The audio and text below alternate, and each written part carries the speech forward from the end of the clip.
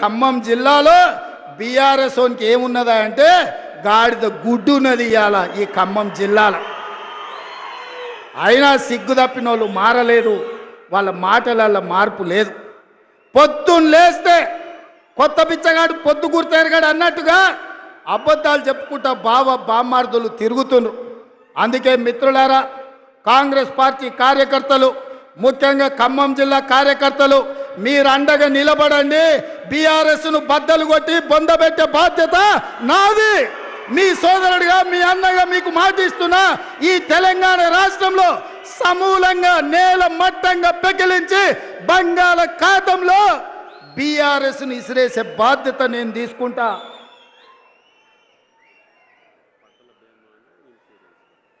అదేవిధంగా పక్కన మా తుమ్మలన్న చెప్తుండే, ఆయన వ్యవసాయ శాఖ కదా, మనం పంటల బీమా చేస్తున్నాము, రైతు బీమా అమలు చేస్తున్నాము, ఎరువులను ఇప్పటికే రైతులకు అందుబాటులో పెట్టినాము, ఆ విషయాలు కూడా చెప్పమని చెప్పి తుమ్మలన్న గారు చెప్తున్నారు. మిత్రులారా, నేను ఒక్కటే మాట చెప్పదలుచుకున్నాను. మీరు అండగా నిలబడితే బీఆర్ఎస్ను బద్దలు కొట్టేది కానీ బీజేపీని బొంద పెట్టేది కానీ పెద్ద సమస్య కాదు. ఈ తెలంగాణ రాష్ట్రంలో బీజేపీకి జగా లేదు. మన ఎన్నికల్లో ప్రజలు 8 సీట్లు ఇచ్చిండ్రు, బడ్జెట్లో బీజేపీ వాళ్ళు గాడిద గుడ్డి ఇచ్చిండ్రు. మనకు తెలంగాణ ప్రజలు 8 సీట్లు ఇస్తే నరేంద్ర మోడీ గారికి బీజేపీ వాళ్ళు తెలంగాణకు గాడిద గుడ్డి ఇచ్చిండ్రు. అందుకే ఈ తెలంగాణ అభివృద్ధి జరగాలన్నా, ఈ తెలంగాణలో ఎడారులుగా మారిన భూములు పసిడి పంటలతో పచ్చగా విలసిల్లాలి అంటే ఇందిరమ్మ రాజ్యం రావాలి. పాలమూరులో పాలమూరు రంగారెడ్డి ఎత్తిపోతల ప్రాజెక్టు పూర్తి కావాలి, నల్లగొండలో ఎస్ఎల్బిసి టన్నెల్ పూర్తి కావాలి, ఖమ్మం జిల్లాలో సీతారామ సాగర్ ప్రాజెక్టును పూర్తి చెయ్యాలి. ఇవి పూర్తి చేసినాడే ఇవాళ తెలంగాణ సస్యశ్యామలం అవుతుంది. ఈ తెలంగాణ రైతుల కళ్ళల్లో ఆనందం చూస్తాం. అందుకే మిత్రులారా, మీడియా మిత్రులకు కూడా నేను ఒక మాట చెప్పదలుచుకున్నా. హరీష్ రావు గారి సవాల్తో పాటు మా బట్టి విక్రమార్క గారు ఇవాళ ఒక సవాలు విసిరినరు. 100% మా బట్టి గారి సవాల్తో నేను ఏకీభవిస్తున్నా. వ్యవసాయ రంగమైన, సాగునీటి ప్రాజెక్టులైనా, లేకపోతే సంక్షేమ పథకాలైనా మా పార్టీ తరఫున బట్టి గారు, ఉత్తమ్ గారు వస్తారు.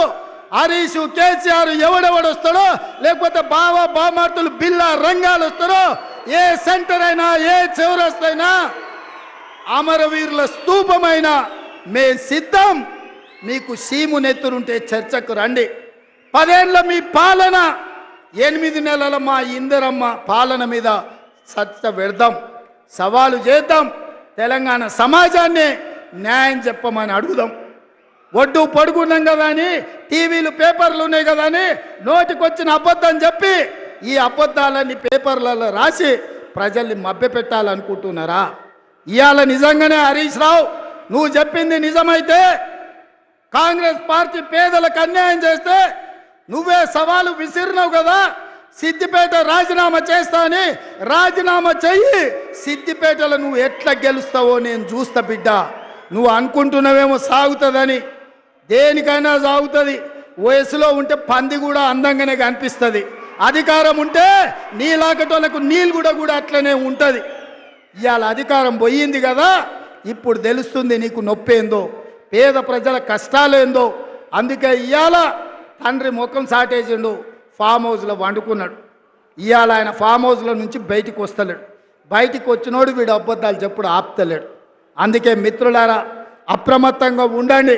అయ్యో పాపం అని సానుభూతి చూస్తారా అంటే నాగు పాముకు, కాల నాగుకు పాలు పోసినట్టే అవుతుంది బీఆర్ఎస్ ఒనిగిన మళ్ళీ దగ్గరికి రానిస్తే. అందుకే ఈరోజు ఇంత మంచి కార్యక్రమం, ఇవాళ సీతారామ ప్రాజెక్టు ప్రారంభోత్సవానికి, అదేవిధంగా 2 లక్షల వరకు 3వ విడత రైతుల రుణమాఫీకి వేలాదిగా మీరు ఇక్కడికి వచ్చి ఆశీర్వదించినందుకు, ఇంతసేపు ఓపిక ఉండి, ముఖ్యంగా మా అక్కలు, మా చెల్లెళ్ళు, మా పెద్దమ్మలందరూ కూడా నిండు మనసుతో, ఆడబిడ్డలందరూ ఇందిరమ్మ రాజ్యాన్ని ఆశీర్వదించడానికి మా లంబాడ సోదరి మళ్ళందరూ కూడా ఇక్కడికి వచ్చినందుకు మనస్ఫూర్తిగా వాళ్ళందరికీ ధన్యవాదాలు తెలియజేస్తూ, ఎవరు ఏం చెప్పినా నమ్మకండి. నిరుద్యోగ యువకులకు ఉద్యోగాలు ఇచ్చే బాధ్యత నాది, రైతులకు రుణమాఫీ చేసే బాధ్యత నాది.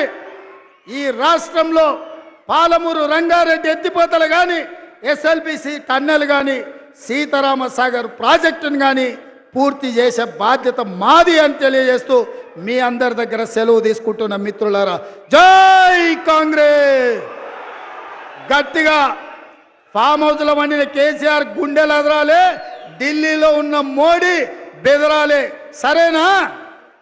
జై కాంగ్రెస్, జై జై కాంగ్రెస్. ధన్యవాదాలు సోదరులారా. తెలంగాణ రైతాంగానికి 6090